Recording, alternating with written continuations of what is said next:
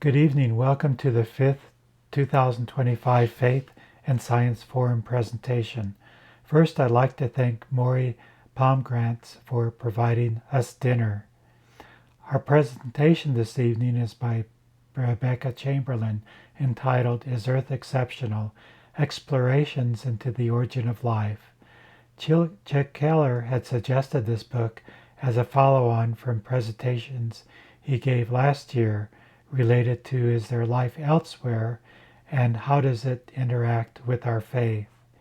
Based upon research of the members of the board, presentations come to light.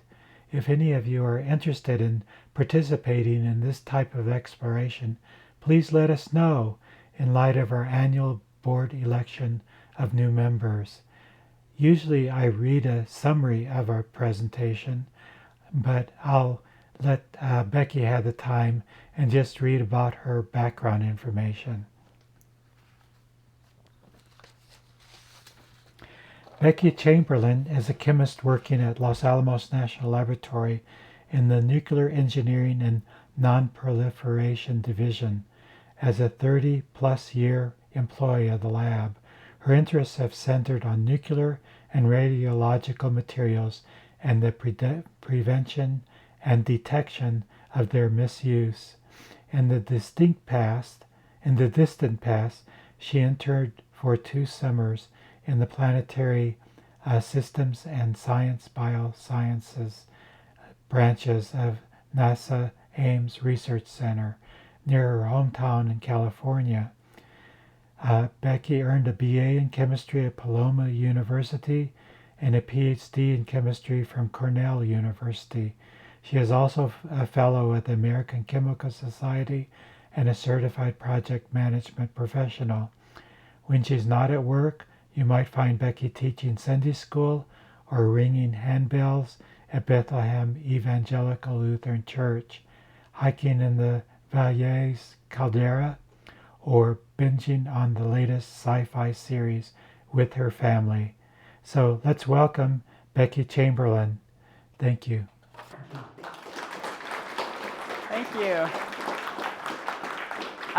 So my AI-generated, Kirk asked us, suggested that we do AI images for our advertising, and so this is an AI image of the Urey Miller experiment, which I'll talk about later.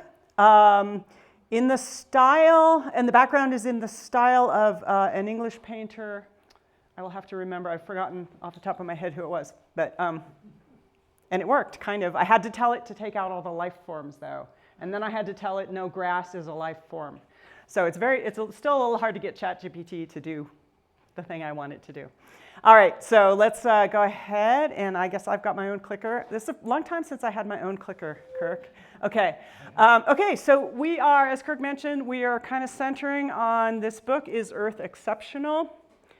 Mario Livio and Jack Szostak are the authors, but really, Mario Livio was kind of the writer that helped Jack Szostak tell the story, is kind of really what's going on here. So that's a picture of Szostak. He is a Nobel Prize winner for his work on replication and DNA and RNA. He's currently at University of Chicago. Most of his work was done at Harvard before that. So his focus is, his current focus, I guess once you won the Nobel Prize, you get to work on your dream stuff, which is really the origin of life chemistry.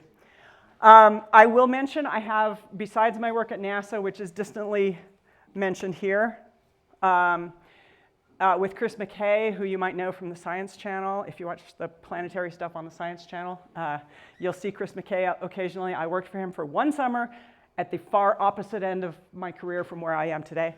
And I also have a second connection I learned just this morning. One of Jack Szostak's graduate students was Jennifer Doudna, who won the Nobel Prize for the CRISPR method of gene splicing. When I arrived at Pomona College as a freshman, she was a senior. I doubt she remembers me, but I remember her because, she was way ahead of me. So that's my other second degree of connection to Jack Szostak for whatever that's worth. So anyway, so Shostak's working, describing through the portion of the book that I'm covering this week, starting with the basic scientific hypothesis of how do we get life from non-life, right? Abiogenesis.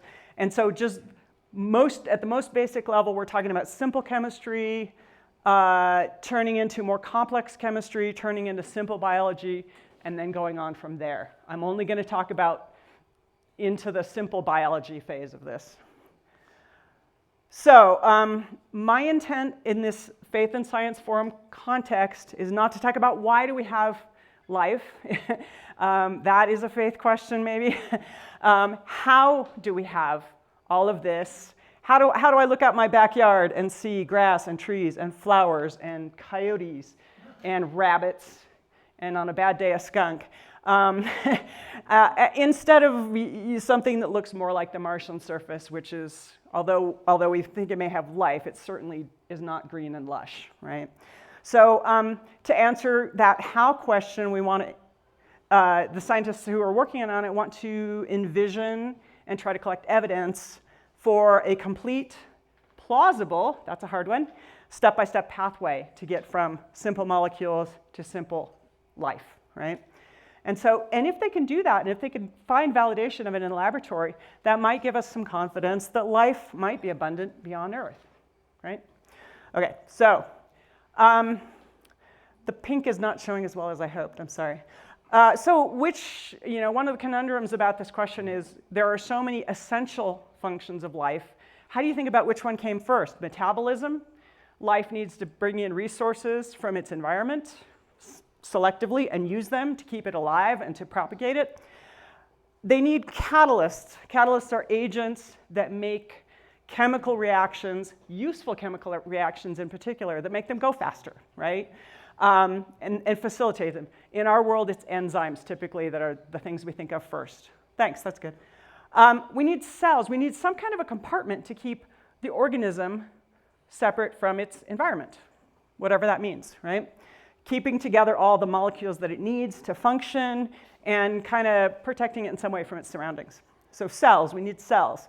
And finally, we need replication, the ability to generate offspring, right, that have similar characteristics to the original organism. So all of this seems so complicated. How could you possibly reduce it down to simple components? So that's kind of like the driving challenge here. So we especially have this origin of life paradox, right?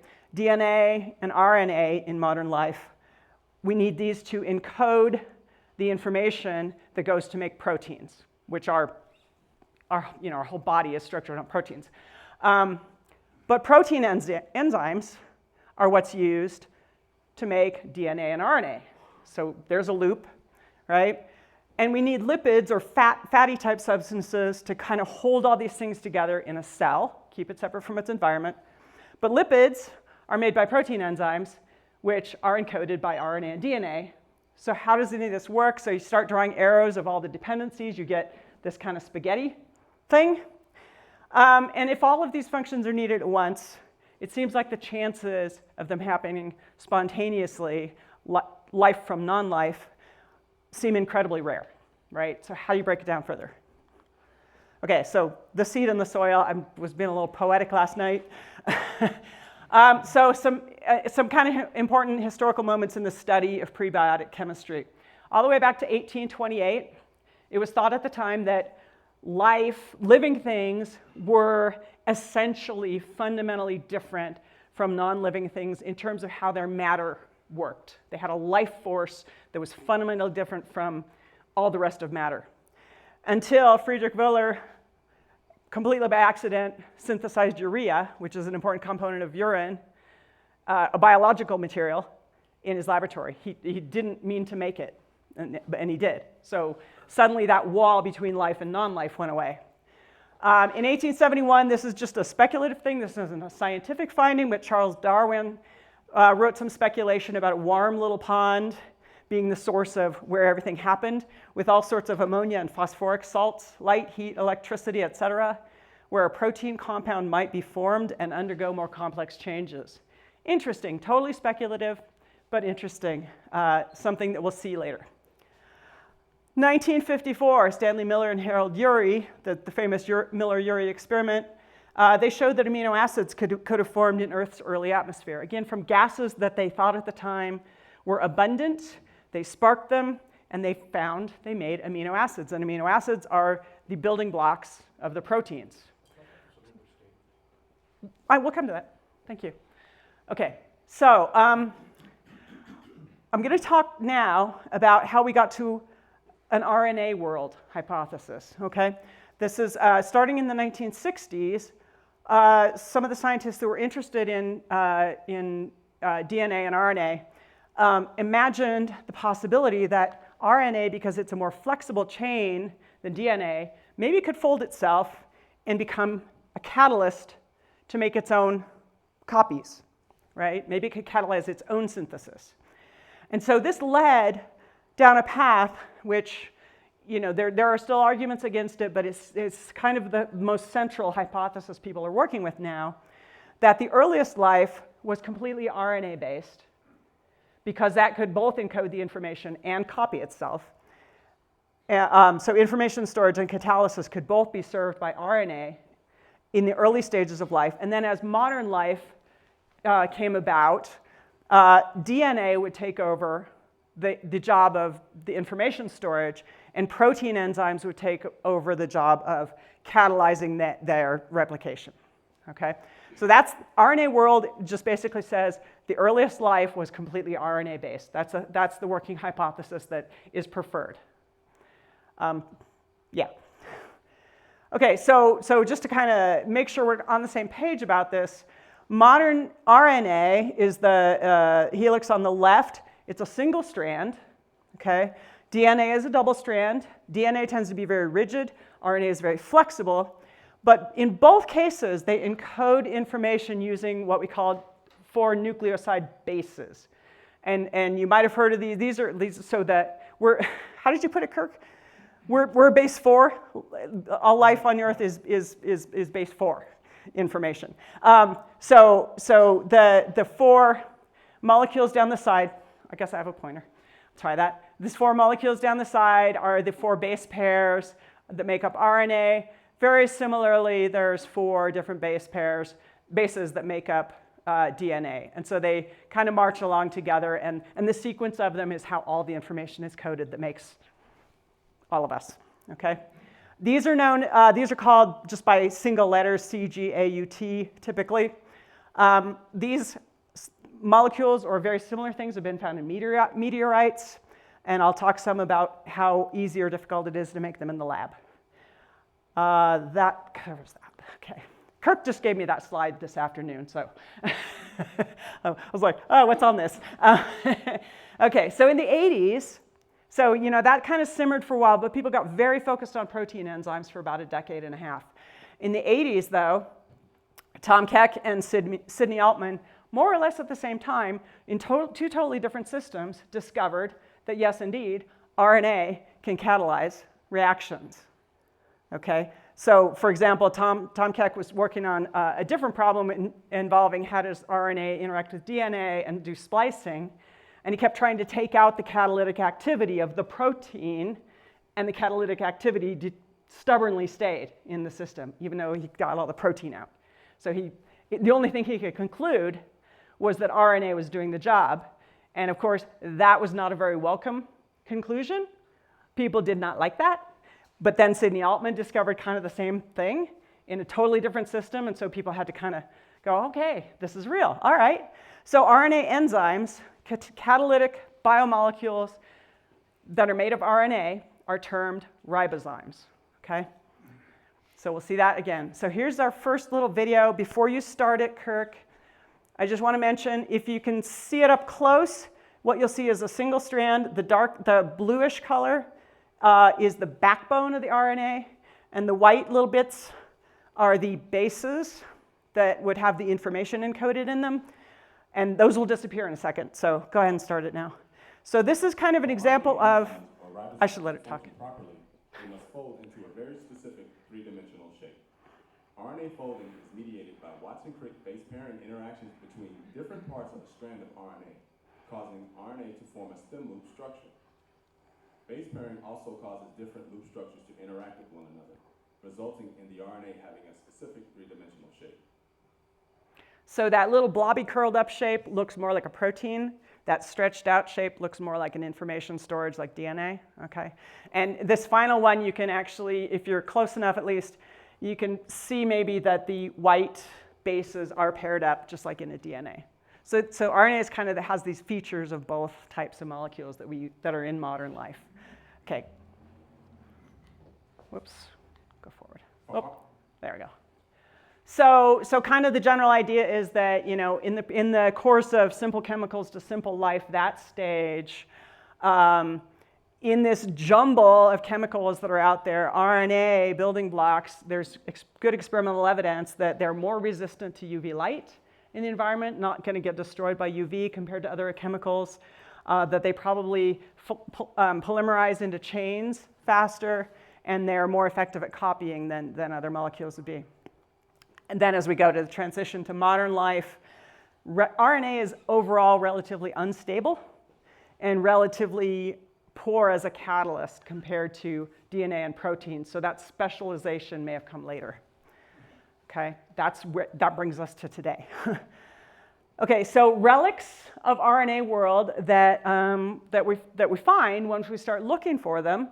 Number one, ribosomes, which are the little factories in our cells that make all of our protein.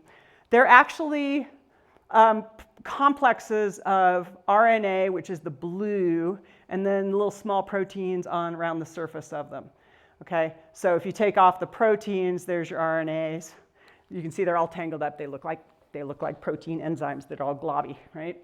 And so the things that need to happen in the little pockets of the molecular shape.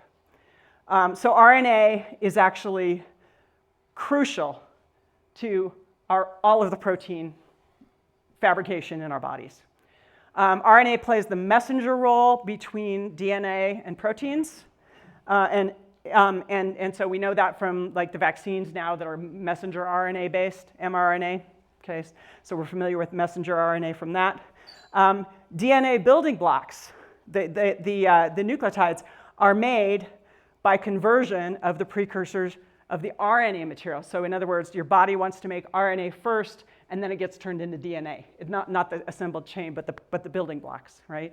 So RNA is kind of everywhere. It shows up in cofactors that help make enzymes work well. It shows up all over the place, at least traces of it or full chains. So that's sort of a circumstantial evidence that also lends itself to the RNA world. So where did life originate? I want to touch on the other theories that are out there, sort of to pass them by. One of the theories that came up early was that life landed on our planet from somewhere else, which just kind of pushes the question off to, okay, but how did it start elsewhere? But it was kind of based on the idea that people thought there was kind of an infinite amount of time that the universe existed before biomolecules existed here on Earth. And so that turns out not to be very true, and one of Kirk's handout kind of shows that timeline. So that's not a particularly interesting theory anymore. There's been a lot of attention on deep ocean vents. Jack Szostak has very little patience with that, and the next slide will tell you why. But the idea is down in deep ocean vents, you can find a lot of modern life there. And his objection is, just because modern life has colonized deep ocean vents doesn't mean that life could have originated there. It doesn't follow naturally from that. And there's lots of problems with deep ocean vents. Nobody's been able to come up with pathways. They're focused on metabolism as being potentially viable in deep ocean vents, but there's no way to get to the other functions of life there. It doesn't help you concentrate materials, right? You're in the ocean, things are going to float away, right? UV radiation can't get there as an energy source, and lots of the simple reactions are UV facilitated. So that mechanism isn't available in deep ocean vents. And the other thing that will be really important later is, because you're all in one system, there's no way for different things to be happening in different vents at different times. And Szostak thinks that's incredibly important for putting all of this together. So his comment is, his comment that I put on the slide is that the origin of life had to occur on land in small lakes or ponds. His comment in a video I watched yesterday that Kirk shared with me, he said he believes that this is pathological science. That's his quote. The fact that so much has been invested in that hypothesis. You can imagine how exciting their technical meetings are in this field, right? Like that, I would imagine there's a lot of arguing. So is he right or is he wrong? I'm not sure. I'll leave that for the next speaker on this topic to fight for deep ocean vents. Okay, so this is Shostak's view of it. He thinks that Earth's surface had to be the place. And there's a bunch of reasons. Number one, if you imagine there's surface water, it's easy through cycling of seasons and temperatures that and atmospheric conditions that you could end up concentrating materials very effectively because of evaporation, temperature changes, crystallization, freezing. You can have a lot of different small surface environments where different things are happening, and then they could combine later, right? You've got UV light as an energy source. You've got wet and dry cycles. You've got freeze and thaw cycles. So you have differences over time and differences over distance that could help explain how did things come together in the end. So this is his view. Accumulation of small reservoirs of key chemicals that combined later is kind of where he's driving with all this. Okay, so some simple chemistry. Some people will say chemistry simple, that doesn't go together. I'll try. I'm going to try real hard. Okay, so we're going to talk just a minute about the elements of life. The biggest ones are carbon, hydrogen, oxygen, and nitrogen, right? So I tried to describe them in a very general way. Carbon strongly prefers four bonds, like very reliable, four bonds to carbon. So it's very orderly, but it can still do a lot of things, and it's the backbone of everything. If you're a D&D fan, you could call it a lawful neutral character. At least that's my best answer to that. Hydrogen kind of fills in where it's needed. It's abundantly available in water, so it's kind of just where it needs to be. But carbon and hydrogen on their own are very fat-seeking, very lipophilic, okay? So they're not going to go into water. Oxygen and nitrogen make things more spicy. They add a lot of flavor. And so oxygen, nitrogen, sulfur, and phosphorus, if you start seeing those in a molecule, you're going to start thinking, hey, this could probably be water soluble, okay? But if it's just carbon and hydrogen, forget about it. So oil and water, you can think about sorting between those two things. That'll become really important later when we're talking about membranes. Okay, the chemistry stick figures. Here's why I wanted to go through that. Chemistry stick figures, if you see a figure that's just lines and not very many atoms, here's how you read that. Every corner, every vertex is a carbon atom. And then since carbon needs 4 bonds, you're just gonna, if there's nothing else there, you're gonna fill in hydrogen. And if there's something else there, you're gonna just figure out how many more you need, okay? So this example, this one ends with an oxygen and a hydrogen. There's a carbon back here. It's got 1, 2, 3, 4 bonds, so it needs 2 hydrogens on it, okay? Over here, what's going on here? There's a carbon. It's got 2 bonds to oxygen. It's got 1 more bond to another carbon, so it just needs 1 hydrogen here. Hydrogen is implied when it's on a carbon, but like here, it's kind of going to be explicitly written if there's an oxygen or a nitrogen there. So you're probably just going to have to trust me when I throw a structure up there. It's going to be lots of angles and naked, things, and naked carbons. Just trust that carbon has 4 bonds and hydrogen shows up where you need it. Okay? All right. That's all I can do there. You with me? All right. Good. Okay, like this, for example. Okay, here's the first case. So getting RNA-relevant molecules from hydrogen cyanide. Hydrogen cyanide is known to be easy to make under the conditions under any reasonable set of conditions that the early Earth atmosphere had. So weirdly enough, right, it's toxic to us, but it was early life utterly dependent on hydrogen cyanide, and we're going to see it over and over again in here. So in 1960, Juan Oro boiled hydrogen cyanide, and he made a little bit of adenine, which is one of the bases in DNA and RNA. Okay, it's by itself. It's not functional yet, but it's a really important piece of a biomolecule. Really wild. If you work harder at it, you can make other RNA bases from other things that are pretty small molecules that are easy to generate, again, from these atmospheric conditions that people think existed. So like urea and cyanoacetylene, doesn't matter. Anyway, so in this case, there's 5 of these hydrogen cyanide molecules. These little electrons here are ready for business. And so these 5 couple all together into this kind of cute little ring thing. And we've circled the 5 original CN, CN, CN, CN, and CN. Okay? And trust me, there's 5 hydrogen atoms around. There's 2 of them. There's the 3rd one. The 4th one is here. And the 5th one is, I've lost it. It's here. Trust me. There it is, right there. Okay, so there's 5 hydrogens, 5 carbons, 5 nitrogens. Woo, cool. All right, so that's a molecule that is part of things that we see over and over again in life forms. So the typical problem, Gary just kind of wanted to comment on this earlier, and now I'm acknowledging it because you're right. The typical problem with these very simple experiments is you get a lot of stuff. You get a lot of different compounds. You go look for the one you want to find out about, but there can be 1,000 other compounds there, right? And these things are typically very low level. So you've heard the term primordial soup. That's really what you get when you try to do these very, very simple experiments. So we need something a little more specific, a little more helpful. The Miller-Urey experiment in the 1950s, coming back to that. Okay, this is super cool. Stanley Miller was the graduate student. Harold Urey was the professor. Who's the author on this paper? The graduate student only, sole author paper. Really cool.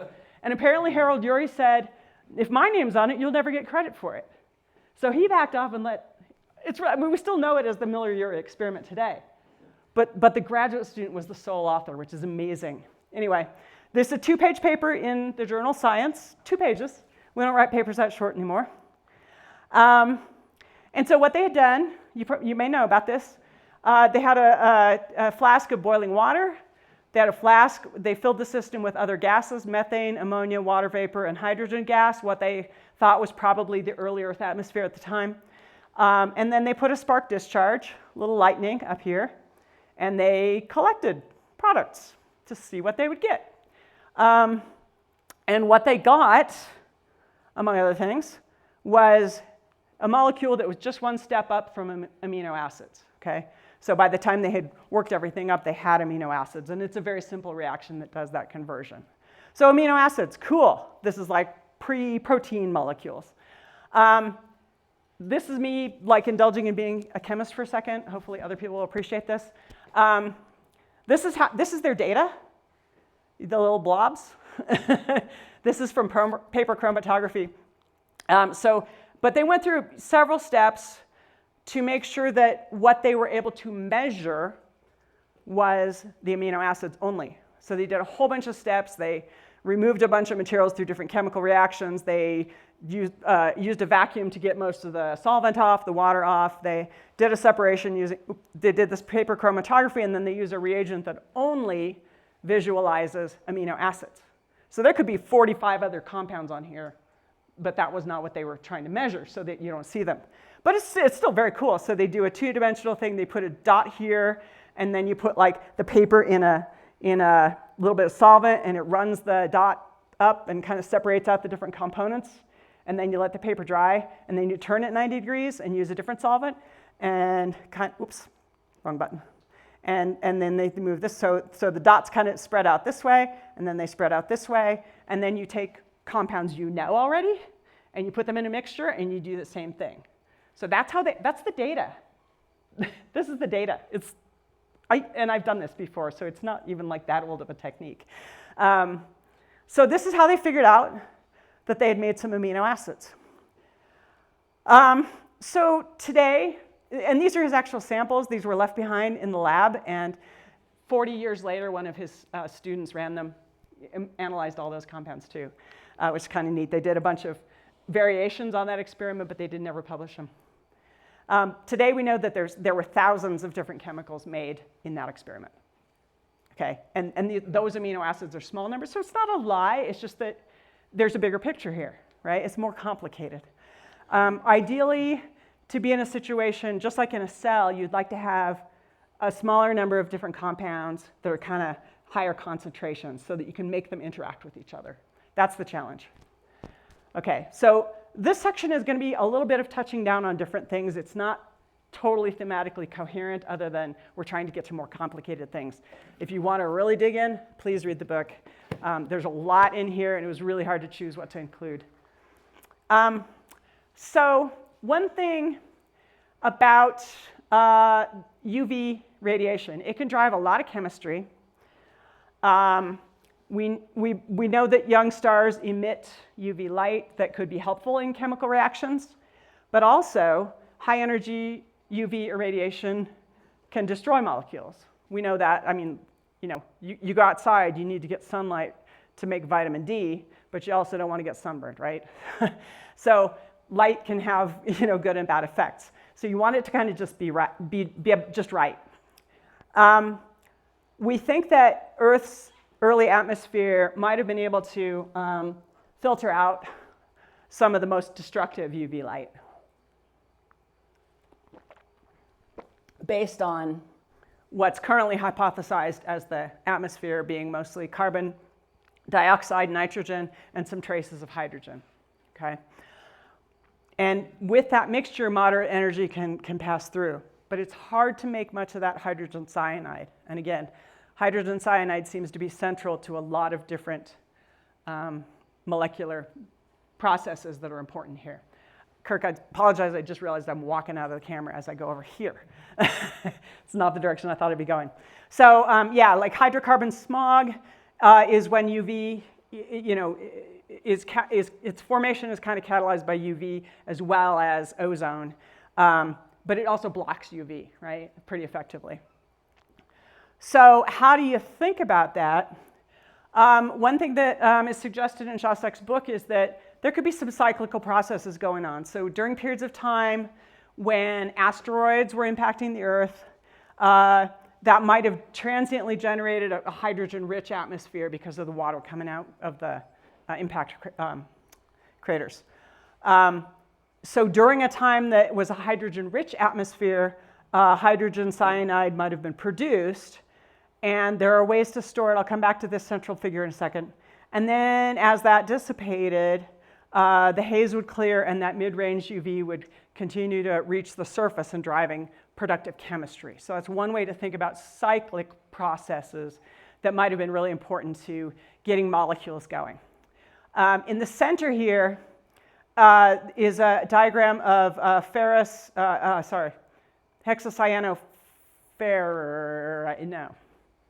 Sorry, my chemistry words are gone. Anyway, this is an iron complex. Iron, well, of course, would be abundant in mineral-rich environments like the early Earth. And then this cyanide part of the hydrogen cyanide binds to it. And this stuff tends to precipitate crystallize into the bottom of a solution. So if you've got cyanide in water, it's very easy to make crystals with minerals. Okay? So that's one way that cyanide might have been collected and stored.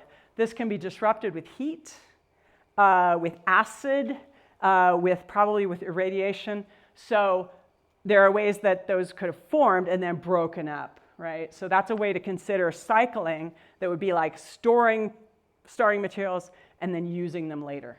Okay, so there's a lot of themes like this in this book of how did this material get stored and concentrated enough to do productive things later?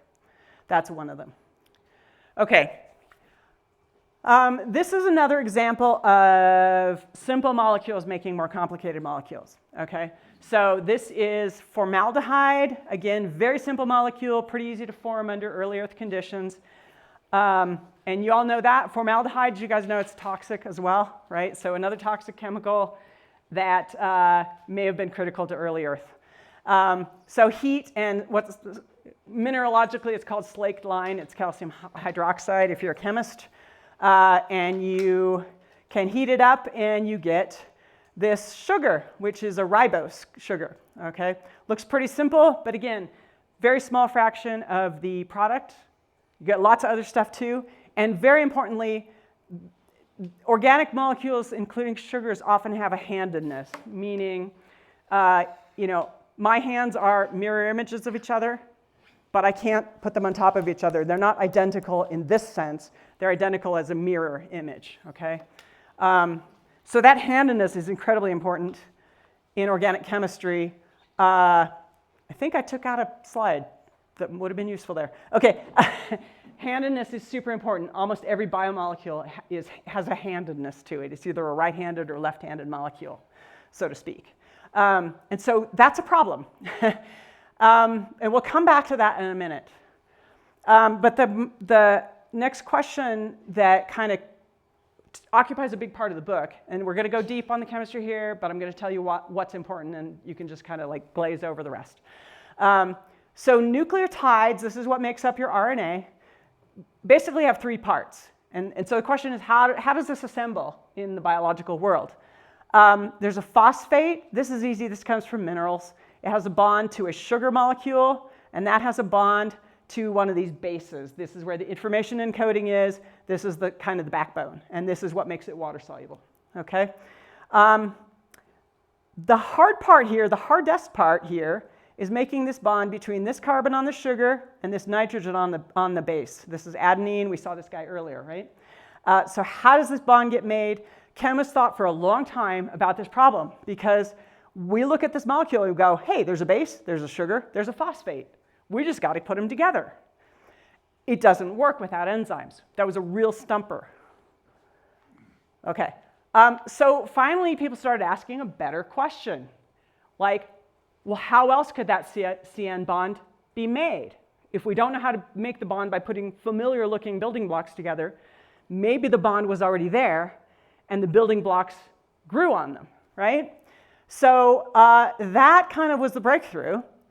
And so what I'm going to show you here, this molecule 2-amino-oxazole, or 2AO, contains that bond once it gets broken up a little further. So here's our nucleoside, here's the carbon, here's the nitrogen. And the building blocks of the 2AO, here's this nitrogen, carbon, nitrogen, gets translated over here.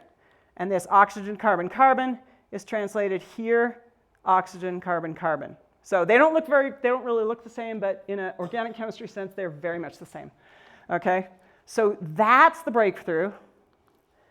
And so John Sutherland was the guy that put this whole sequence together, and it's kind of huge, but here we go.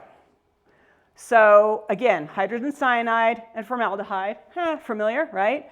Coupled to make this small molecule called glycolonitrile. And it does a few more things. It reacts with water to make this, again, another small molecule, slightly rearranged. And then you need a different molecule called cyanamide, which again, is easy to make. These two molecules combine together. So here's the glycolaldehyde. It ends up here, and the cyanamide ends up here. So there's our 2AO. All those steps have been demonstrated in a simple way in the lab. Okay, so more complexity coming along here. So here's our 2AO from the previous slide. It reacts with another simple molecule, making RAO, which is ribose aminoxazoline. Okay, so there's the ribose sugar. That's going to be the sugar piece of that molecule I showed you before that we didn't know how to make, right? Okay.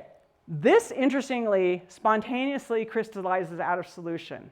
So it self-purifies. So there's that theme of like concentrating reagents so that they can be used later. And this self-purifies. Crystallizing processes are purification processes generally. So now you've got a pure compound that's a solid that could dissolve later when things warm up or when things get wetter. So this is really a neat material.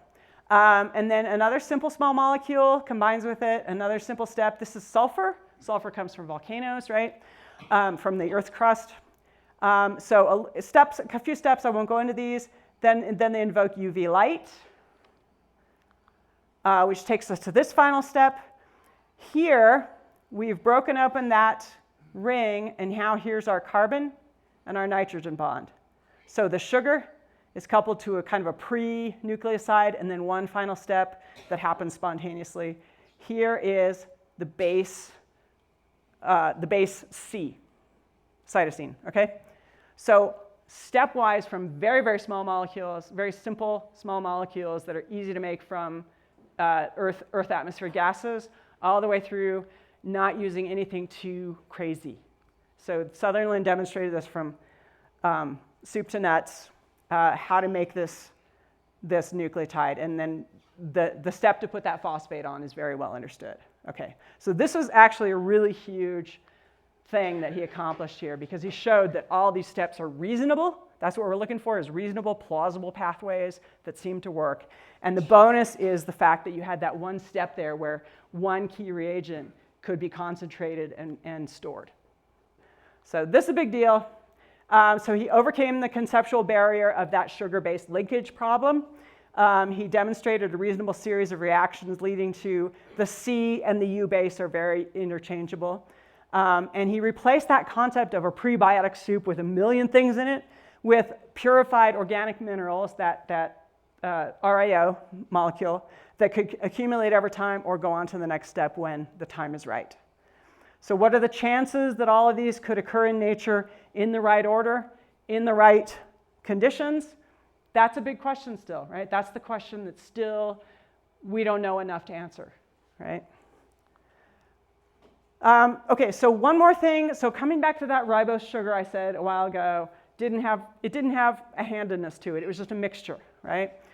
Well, so another pretty recent result that kind of ties a few of these things together is that mixtures of that 2AO compound, right? If you put 2AO with some glyceraldehyde, which is like a sugar precursor kind of, and a very slightly handed mixture of amino acids. So I'm talking about like just if an enantiomeric excess, if anyone knows that term.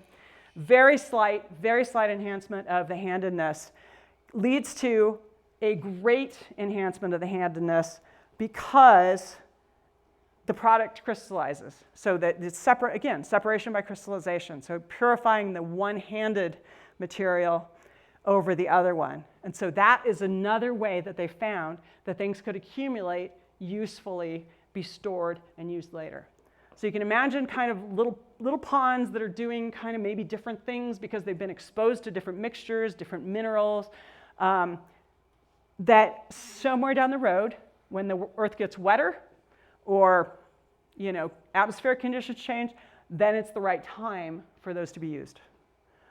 Okay, a little bit on membranes. How am I on time? 10 minutes. 10 minutes. Oh, good. Then I don't have to answer any questions, right? Okay. All right. So the term amphiphilic basically means it has two portions that want to behave differently. Okay. So these are long chains of carbon and hydrogen. They want to go to the fat, right? These ends have you see lots of nitrogen and lots of oxygen and sulfur. These ends want to go to the water, right? So molecules like to be with things that are similar to them. So these long ends are going to want to be together, and these water-seeking ends want to be together. And so that's why molecules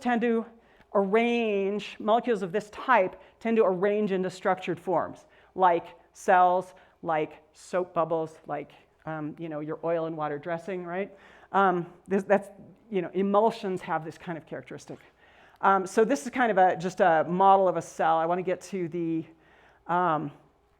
movies in a second. So what's called a vesicle is when two layers of these type of molecules, so that the molecules kind of go tail to tail, that long fatty tail, and the head ends want to be in water. And so they can line up in these two-layered structures, bubbles essentially, with water at the center, and then these fatty layers, and then water on the outside. And that's called a vesicle. And things can be inside the vesicle. So it's kind of cell-ish, right? And interestingly, if you take samples were taken from the Murchison meteorite, and they extracted these types of molecules from them and put them in solution, and they made vesicles. There's fluorescent dyes inside to help them be imaged. Similarly, if they took ices with the mixture of gases that have been hypothesized as relating to these meteorites, UV irradiated them, makes molecules, you extract them, you get vesicles. So they're very easy to make. Vesicles are... Vesicle? The vesicles are very easy to make, yeah. Like, the molecules just want to do that, okay? Here's a movie. Starting with, these are called micelles. That's when you have one layer and it's fatty on the inside. So we're starting with micelles, which are very small. And this video should show, yeah, show them combining. Under the proper conditions of concentration and pH, fatty acid micelles may join together to form a vesicle. Individual micelles first join to create a large, sheet-like bilayer. Random fluctuations of the fatty acid bilayer lead to the formation of a cup-like shape.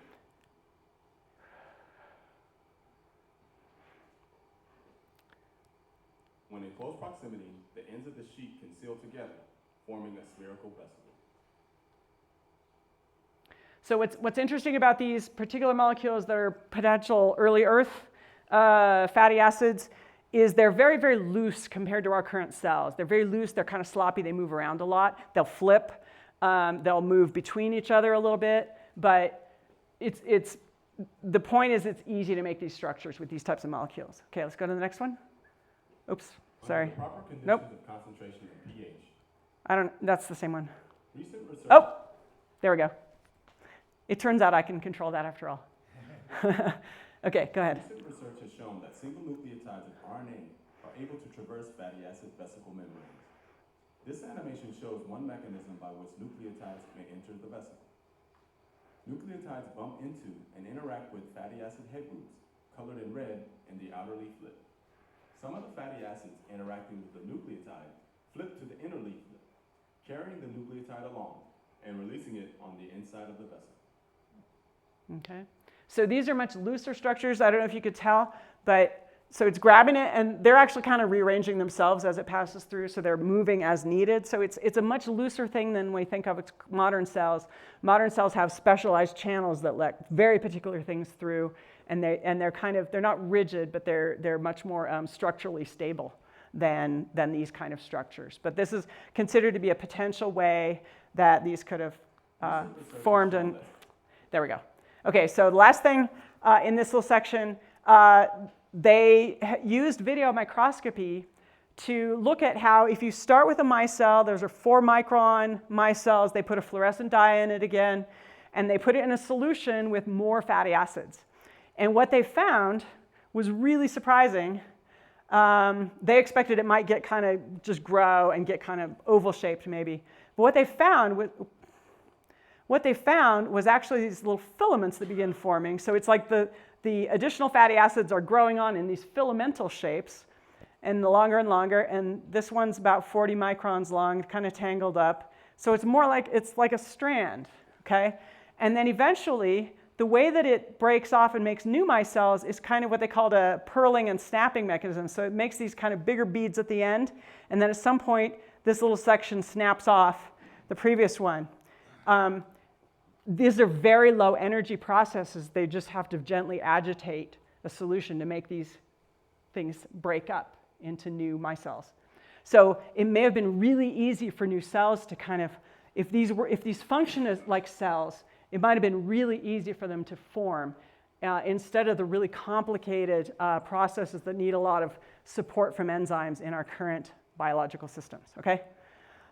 All right, so that's it. Let's wrap it up. We've talked about maybe 30 pages of the first half of this book is all. So just to give you an idea. Okay, anyway, so some important themes. I've not necessarily covered these thoroughly myself, but the book kind of leads you down these themes. One, modern life, of course, appears to be irreducibly complex due to all of its optimization. There's so much optimization in how all these things work today. When we tried to oversimplify the problem as chemists, sometimes we put ourselves in dead ends, right? And so breaking up the thinking and asking the question in a different way has been really critical to making progress on these questions. Molecules of early life might have served more generalized functions as opposed to our specialized functions of modern life. And processes at the surface, not only at the surface of the Earth, but interactions between mineral surfaces and solutions and biomolecules may have been very important in kind of allowing the right level of complexity to occur. And then just to reinforce all of these origin of life hypotheses, even though they look plausible when they're laid out end to end, they're still absolutely open to challenge and revision. And like I said, it seems to be a very vigorous scientific community that's working on them. So we return to Darwin's warm little pond. Again, he was speculating, but his vision might have been kind of before its time. He imagined the warm little pond with ammonia, phosphoric salts, light, heat, and electricity. We're a protein compound. He was maybe wrong about the protein, but a protein compound might be formed and undergo more complex changes.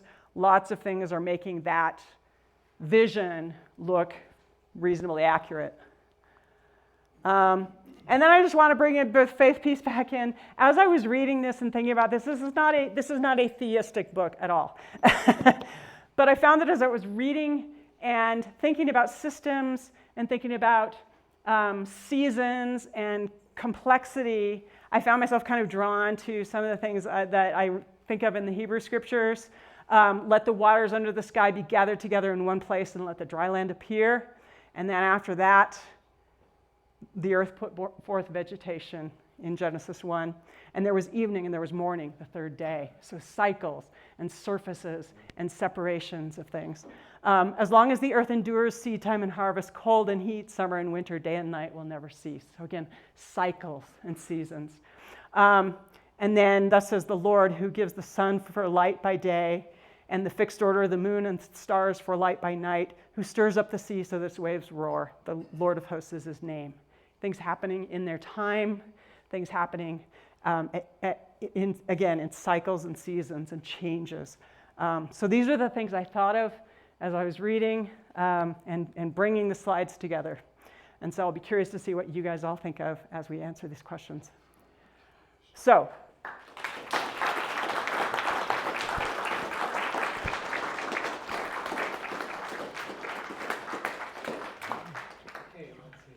Yeah. Are you going to do the mic? Oh. How was the chemistry? Was it good? Did you guys get it? Kind of? Medium? Awesome. Gary's first again. Becky, thank you. You put a lot of effort in and gave a good talk. I appreciate it. I really appreciated you bringing a sliver of faith in at the end, because it seems to be remarkably absent here. But as I listen to this very complex story, a lot of people put a lot of effort into finding, are there building blocks, are there paths, are there circumstances that could be construed to get to where we're at. And as I've told to many of us here, as far as we can tell, the simplest living thing is more complex and more sophisticated than the most complex and sophisticated thing that humanity has made, the simplest cell. So as I listen to this, I think, is this really different than, say, going up into the Alamos forest and looking around at all the trees and saying, if you just had a little bit of this or a little bit of that circumstance, these things could become cabins or cellos or violins or carts. It just takes a little bit of a saw and a drill and maybe a sawmill. That's all it takes. With just that, we could turn this forest into all of these wonderful creations. How is this different? So I, for one, am not going to tell you that there was no creator behind this. I'm not going to make that claim. I don't know if that answers your question. But I'm not going to tell you that there wasn't an intent and a purpose behind everything that's happening here. So Moses grew up in the Pharaoh's household. He learned to read, to write, to manage. He was a very sophisticated guy. God talked to him about how he did things. And it was a fairly complex story, but scientists today reading Genesis can recognize, as you pointed out, the sequences of God's work. He didn't give him the chemical details because it would have been useless, right? But he said, I did it. These are the works of my hand. And I think that was his purpose, Yeah. right? I believe that was the purpose. That was of sufficient telling- for of you to telling us know that. I'm in charge and I Right. made this happen. Right. I believe that Genesis 1 is about who God is. That's my personal belief, not about how God did it. But other people may have different. I think one of our questions is related to what you just asked. So thank you for kind of laying that out as a possible view. And I think we could probably have good, robust discussions about that around our tables. Yeah, go ahead. Oh, sorry, Kirk's the MC. Oh, okay. So you ask him. Go ahead. Becky, you laid out that sequence of chemical steps involving a molecule 2AO, Yes. as I recall that, and I forget the name of the researcher who developed that proposal. How much of that chain of reactions has actually been demonstrated experimentally in the laboratory? Or is it just also speculation So at that point? every individual step has been demonstrated. It's not, we with our little pea brains at this point, as chemists, right, have not yet said, okay, I'm going to throw everything all into one place and it's all going to magically happen. That's not what's been demonstrated, but the individual sequence, the individual steps in sequence have all been demonstrated. So getting to what it would take to go from A to Z, right? That's when you have to start asking. That's when you got your kind of your primordial soup problem, right? Where if you try to throw everything in at once, you're going to get junk. And so that's what's led them to think about the complexity of things being different in time and different in space. And then combining, I mean, if you have 2 million years to make all that happen, maybe it can happen. But there's a lot of questions, obviously, still, right? What is really the probability that that's how it all worked out? That's a question. Yeah. For those who are still hungry, just 2 more pizzas have magically appeared on the back table. So you feel free to go ahead and we can continue with our questions and answer section. That's right, yes. From Yes. the While I was talking. from the primordial See? soup. Okay. Any other questions? Okay, just a second. Don't want to trip over the camera here. And I'm sure I'm still walking out of the camera. I told you I'm a wanderer, Kirk. Oh, which one? Let's go first. Okay. Yeah, thank you, Becky. That was a very interesting talk. There was a lot of chemistry in it. I'm not a chemist. Right, there was a lot of chemistry in it. Yes. I'm a physicist, so or astronomer. So to bring a little astronomy into it and statistical probabilities. Have any of the theories that you've been talking about, in addition to lightning in the primordial soup, been looking at cosmic rays or galactic bursts, solar radio bursts, things like that, that might have also affected things in... That's interesting. No, I have not seen mention of that particularly. And so I guess the question I would ask if I was going to go back to my desk and try to figure that out would be what's the relative fluxes? And I don't know the answer to that. And then the relative absorption by molecules, right? So UV is pretty high energy UV can be kind of destructive. Like chemists don't like to make things with intense UV irradiation. It's just messy. So that kind of moderate energy UV is where the really productive stuff will happen. So, and as we know, higher energy stuff like gamma radiation, right, is pretty destructive to molecules as well. Yeah, so is Earth exceptional? You know, we might have had just a random event that might have occurred that was very energetic, that might have caught, you know, Yeah, so I'm just wondering. that could be a contributor. That's a really interesting concept as like another thing that would happen sporadically over time. Yeah, I don't know how to say yes or no to that. So in next week's presentation, we'll be dealing with the form. Can this occur?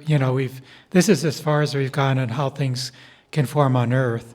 Next week we'll look at, is it possible for them to form elsewhere in the solar system or elsewhere in the cosmos? So a lot of those type of issues will come up when you start looking at other types of suns and planets and the like. Thank you. Hi. Thank you for the images. The organization of a ring is actually a sphere, right?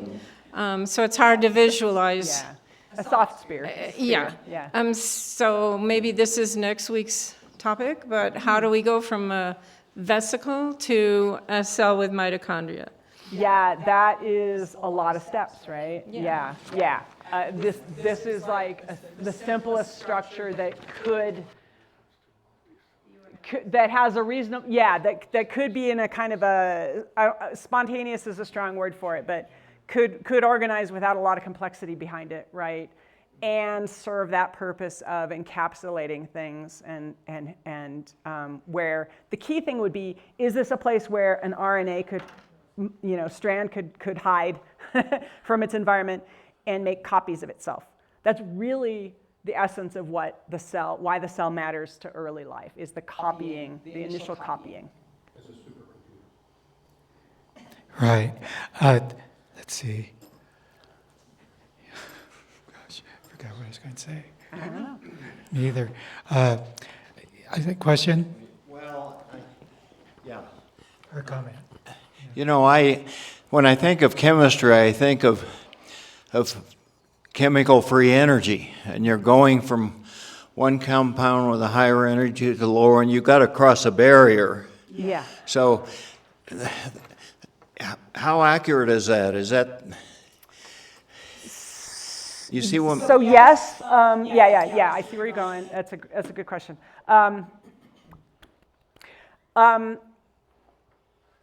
So I'm gonna come at this two ways. One is, in many cases, to get the best reaction, that's when you need an enzyme. That's why you need catalysis, right? Is, if the reaction only happens when this one, this piece comes up to this at exactly the right angle here, enzymes help you get that, and they kind of make things easy. They streamline the process. So you don't have that gigantic hump. You've got kind of a series of smaller humps or something like that, right? So you're not going over this big hill. So that's part of it. The other thing I think I want to add in there, though, is in water, a lot of that free energy is involved in the solvent effect of like the thing being in water, and the water's really good at arranging itself to accommodate molecules. So water has a lot of structure immediately around the molecule that helps kind of like take away some of that hump too. Okay, does that make sense? Yeah. So water is a really interesting solvent that way because it has so much flexibility in how it's arranged around a molecule. So it can kind of smooth out those humps too. Okay. Make sense? Yeah. Okay. Yeah. Okay, just a second. Yeah, one thing I was going to mention was formation of the single cell is from the geological records that we have available occurred in like 100 to 300 million years, which is quite fast compared to the 4 billion years that it took for the single cells to become us. So I think that says we're just starting to understand the simplest type of process. Yeah. So much more is involved in our creation. Okay. Yeah. So science is bringing forth wonderful information to us continually. With the James Webb Telescope, we now estimate that we can see 10 to the 24th star systems, billions and trillions of galaxies. And that's a number almost really, it is incomprehensible for us here. And when God spoke to Moses and said, I made this planet, and I'll tell you, in a shorthand, a few details of how I did it, then there's another scripture in which he says to Moses, I created worlds without number, far more than you can even imagine. I'm not going to tell you about them, but I created them all. And so if we have that additional bit of information in our analysis here, you can ask the question, well, why didn't he just, if he populated other planets, other worlds, why didn't he just bring an ark over and just drop them off? That's an interesting question. And you might also ask, well, did he populate them the same? He said that he created us in his image, so would you expect us to, similar to us, to be on other? So the question is Earth exceptional? And I think that is a really interesting question in the context of all that science is telling us about the vastness and the numbers of worlds in the universe. Yeah. And if God says he did it, then why would he do it differently? Excellent questions. And well, Does this tie in a little bit to yours, Joyce, next week, or? yes. Yeah. Yeah, this is all in the book and follows next week. Yeah, so it's called Is Earth Exceptional? So Mario Livio and Jack Shostak. Yeah. I So went all the way. on your, It's in the, if you still have the Daily Post article, I think I cited the whole title in there. yeah, and it's on the website too. Okay, yeah. So Okay. anyway, so I guess we probably need to break into discussion groups based upon the questions here. And Becky will circulate around the tables. We need monitors at each of the different tables. And let's thank our speaker one last time, and one more time. Thank you, Becky. And thank you for the great questions. That was Yeah. diverse. That was Great. really diverse Okay, set of thank you. questions. Appreciate that.